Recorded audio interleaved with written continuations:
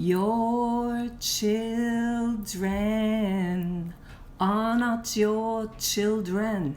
They are the sons and the daughters of life's longing for itself. They come through you, but they are not from you.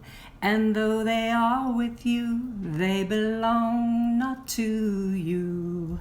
You can give them your love, but not your thoughts, for they have their own thoughts.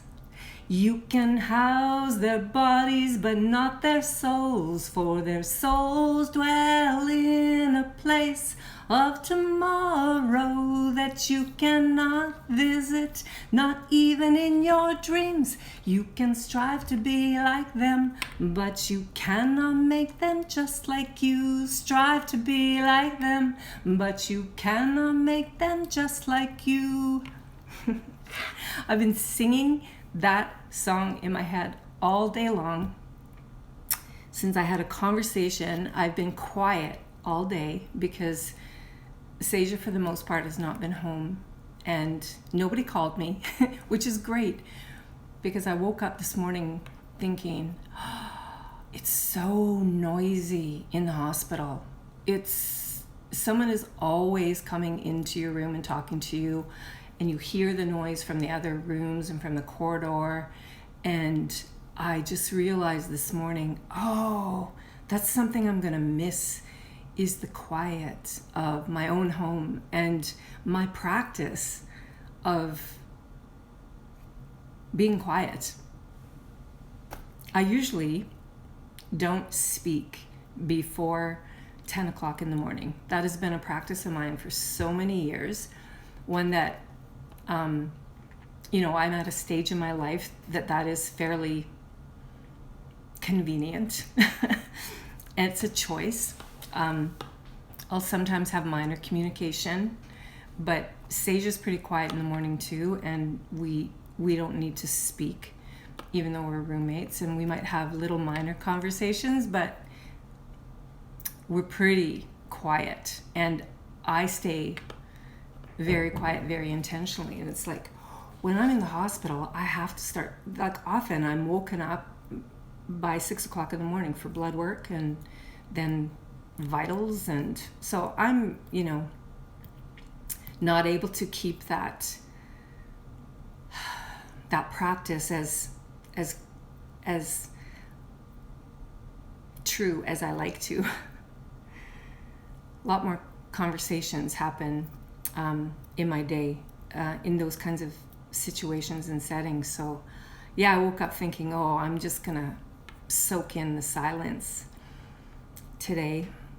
Had a very talkative day yesterday and was very tired today, so I made soup and just contemplated life and love. And usually when I make soup, and I'm not much of a soup person, but I love borscht, beet soup, love soup I call it, and it's kind of the only soup that I make, and kind of the only soup I enjoy eating as well. And I kind of make it my way, not the traditional Ukrainian way. But it's a soup that I only know how to make a big pot of. Not as big as you'd make Jenny Ong to feed an army, but usually I make quite a lot of it and share it with other people.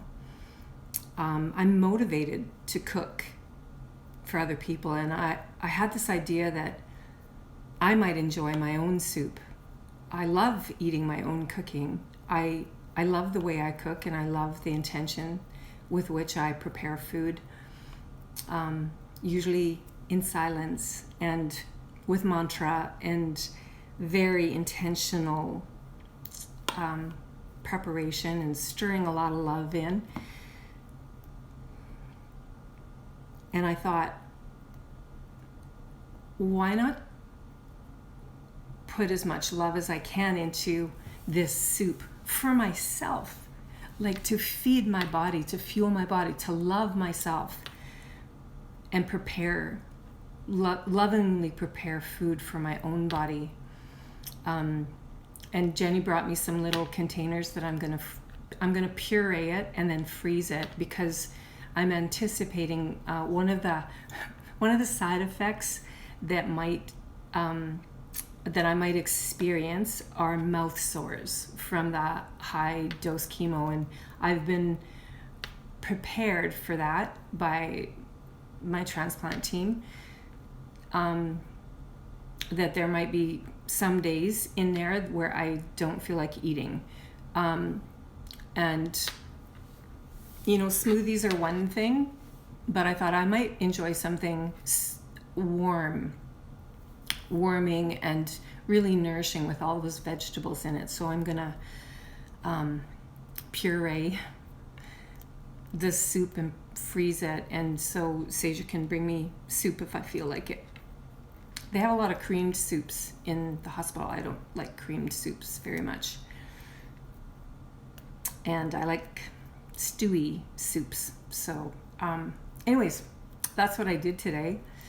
And the conversation though that I had earlier today was with a dear friend of mine, and it happened to be her birthday today. So I had a lovely visit with her, and we kind of went down memory lane a little bit, talked about a lot of great things. She's doing some beautiful work in her own life right now.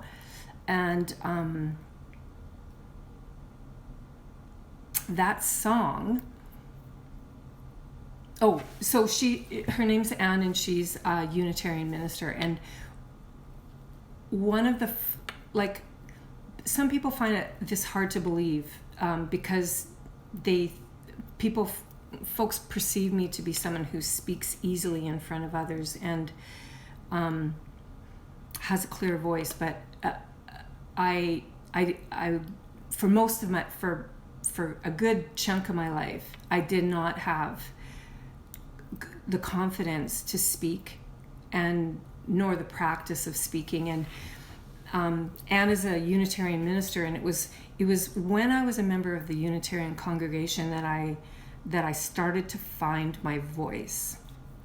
And it kind of coincides with some of the other stories I've told, because it was in my late 30s when my kids were little, and we were going to the Unitarian congregation as a way of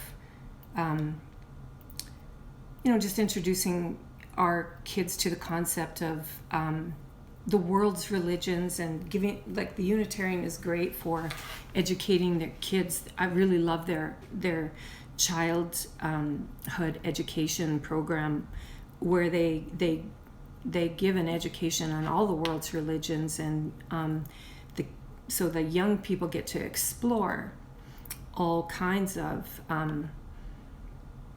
options that they have, if that's the way that they want to go. Anyways, first of all, I was given the opportunity, asked a question by Anne Coxworth, who is an amazing person, if I had ever thought of becoming a lay chaplain or could see myself in that role. And it's like, no way. Standing up, doing weddings and funerals and child dedications for people, it's like I didn't see myself as being that kind of material. And she encouraged me, and it was through that role that I first started kind of practicing speaking in front of people. Other than, I did give a couple of talks at the Unitarian congregation as well, lay-led, quote-unquote sermons, but they, so that was where I first started to find my voice. And this woman that I met around that same time, she had a child the same time I had Seja. And for my 40th birthday, her name was Joanne Paulou, and I'd love to reconnect with her. I don't know where she is right now, but we were really great companions and friends. When we were pregnant, she was with her first child, and Christopher was his name, the little boy that was born, and I was pregnant with Seja. And so that's when we became friends, and she was a beautiful singer. And for my 40th birthday, she gifted me a weekend to this voicing retreat down in Lumsden. And it was like, it scared the crap out of me to think about, I had always sung in my head, but I was scared I never sang out loud other than at home. Like I was still doing my,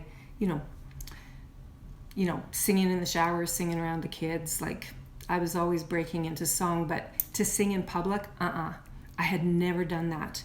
And I couldn't imagine myself doing that. So go to this whole weekend retreat, which is all about voicing and learning to find your voice and sing without words if you needed to. And it was great at unleashing my desire to sing in a group where I didn't feel so self-conscious. But on the last night there, we all had to get up and sing in front of everybody else, either by ourselves or in a group. And Joanne and I, she buddied up with me, thank God, because I don't know if I could have done it on my own, but that was the song that we sang. And those are words by Khalil Gibran. And he gives all these little talks on marriage, on love, on death, on children. And those are his words put to music by Sweet Honey in the Rock. And that was the song that Joanne and I sang in front of this group. Now, I had this huge fear, like shaking in my boots fear, about singing in front of anybody. And this was like a really intimate group that we've been, with all weekend, and had been vulnerable and had shared all kinds of beautiful experiences. I knew I was in good company, and Joanne and I had rehearsed well as together, and we'd come up with some harmonies and played with it. And she was such a strong singer, and I the moment that, like, I was scared, and then the moment that we started to sing, all my fear completely disappeared. And it's so true. It's like, face the fear. The second that you face the fear of something that you've been hanging on to, like, I saw how big that fear had become inside my head with me not facing it and not challenging it, and feel the fear and do it anyways. It's like, on that note, I felt the fear, but I hadn't done anything about it. I hadn't taken that next step. And it's like, what I learned from that experience is that fear dissipates and disappears the second you challenge it and say, to hell with it. It's kind of like, F fear. I'm just going to go for it. And then it disappears. I'm sure you've had that experience in your own life, but I really learned that lesson deeply through the experience of singing that song. So that song, and every time I sing it, my voice is quite weak right now. I haven't been singing, I haven't had a regular singing practice for a few years now, and I've been in a lot of silence other than talking. But boy, it just reminds me of the strength of my voice whenever I sing it, and the fear that I had to face in order to find my voice, and then start practicing, and for a while there with all my chanting practices and my speaking practices of teaching, because teaching really helped me develop my voice and speaking on purpose and on point. And that was my practice. Teaching was my practice, and chanting was my practice of singing to develop my vocal cords and be able to be in tune and stuff. So wasn't in very good tune there, but anyways, talking with my friend Anne today reminded me of that time in our life, because it was right around that same time that she had an epiphany and ended up going back to school to get her master's in divinity and becoming a Unitarian minister after being a homeschooling mom and a hairdresser for many years. And she just had this great moment of clarity that sent her very clearly on her path. Right at the same time, I was starting to find my voice and wondering when I would figure out what I was going to do when I grew up, because I watched her go through that process of epiphany and going, this is what I'm supposed to do. And you know, all the obstacles, all her personal obstacles fell out of the way. And like she was not very, like she was living below the poverty line as a single mom, with not a lot of resource, and homeschooling her 2 kids. And the moment that she had that insight, it's like the Red Sea parted and resources came, like that 1,000 unseen hands came to support her in her quest of going to school. And how she did that, like, you know, I don't know how she was approaching her 40th birthday. She's a little bit younger than me, but wow, like, you know, when you know, and she knew. And then a few years later, I had the same experience, and I could recognize it because of her experience of that aha moment where she went back to school and became you know, got her master's in theology or divinity or whatever it is that you need to have. But the strength, the power, the consistency, the discipline, I saw her brilliance, her scholastic brilliance, and I'd always loved her company, but I just watched her fully come into her strength and her confidence and her power and her purpose and her passion. It all came together. And anyways, we were talking about that a little bit because we've been friends for a long time. And that's why that song came into my mind. And then the whole time I was making soup, I was singing that silently to myself. And so that's why I started the live tonight with that song, because it's all about them and obviously me in this lifetime.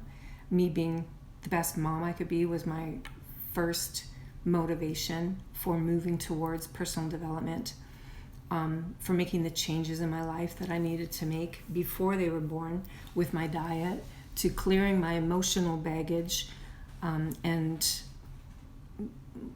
you know, starting to explore who I was outside my family of origin, to then stepping into my voice, my power, and my purpose through teaching yoga and attracting the teachers that I did, and the extraordinary experiences that I've had over the years with on that path.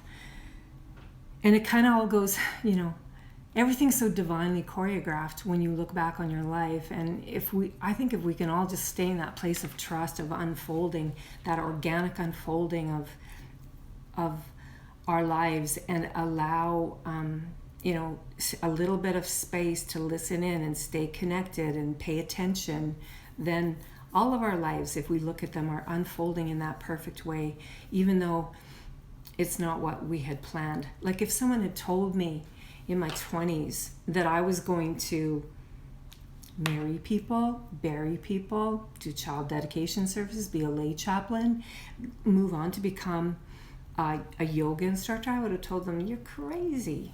You're crazy. And this was another thing that Anne said, is that she has noticed a pattern, and this is the gift of, you know, living a little bit longer and having that life experience, is that she noticed that about every 5 years, some kind of a shift and a change would happen in her world. And that same kind of question or statement, if someone had told me 5 years ago that I was going to be doing this, I would have told them they were nuts.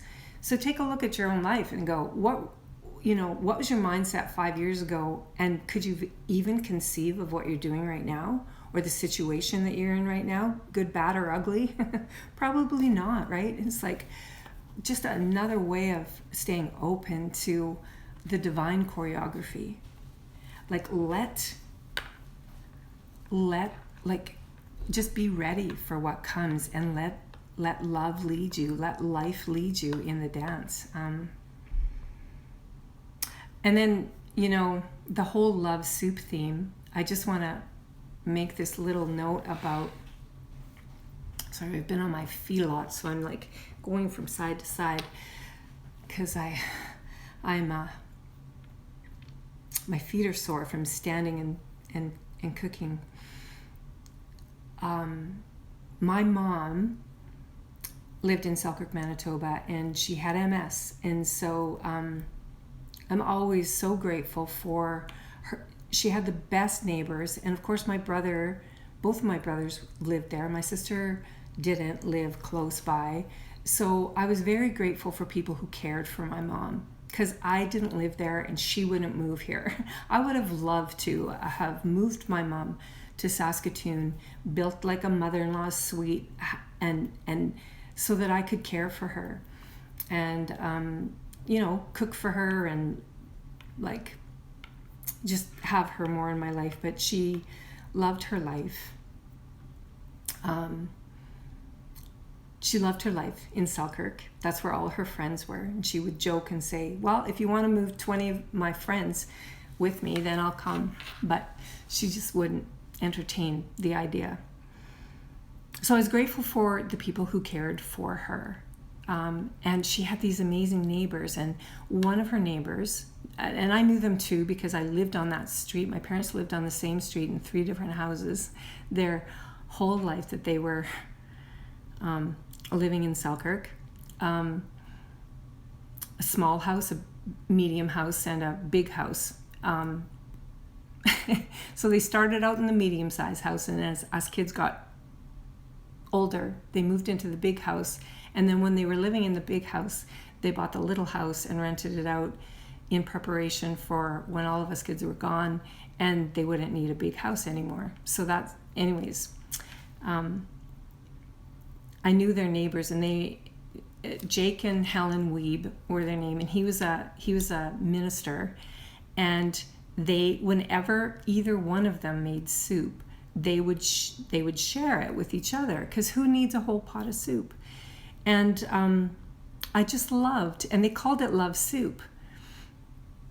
And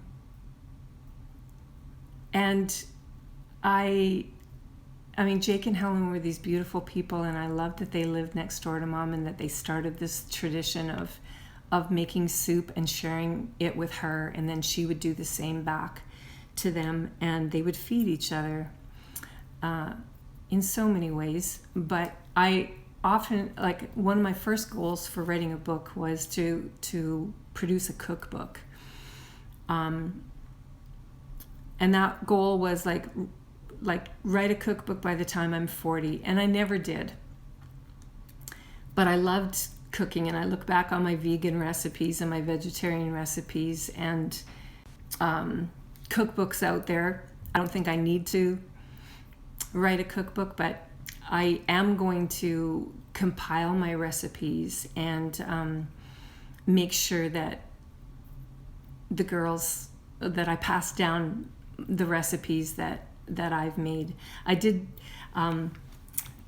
teach Seja last winter, I think, how to make soup, how I made soup, and how I prepared the vegetables, how I cut, what I think about, the steps that I do things, the importance of putting love in.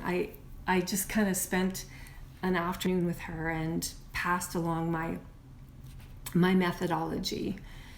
And so I made love soup today for myself, and I'm not going to give it all away like I do with so many things. I love giving things away, but I really believe I'm going to need it, and so I'm going to treat myself to keeping the soup for when I'm in the hospital. And so I have an evening of silence as well. Seja's with her beloved's family. They're feeding her tonight, so I'm going to soak in the silence and enjoy being in my own energy today. I have a fuller day tomorrow and a very full day on Monday. So this is kind of, I've got 2 sleeps left before my staycation starts, and just very grateful for this day of quiet contemplation and preparation. Yeah, so thank you for joining me to say hello and good night and all those things. I really look forward to most days, especially when I'm feeling good. And then I always feel better when I'm having a bad day after these lives, or as my brother would call it, the show. My brother Gord said, your show. We try and watch your show every night, and that just touched my heart so much. So anyways, have a beautiful evening. I will see you tomorrow. I'm not sure where I'm going to be tomorrow at 7 o'clock, so might have a mystery location that you may or may not recognize. So I'll leave you with that and say goodnight for now. Love you. Thank you.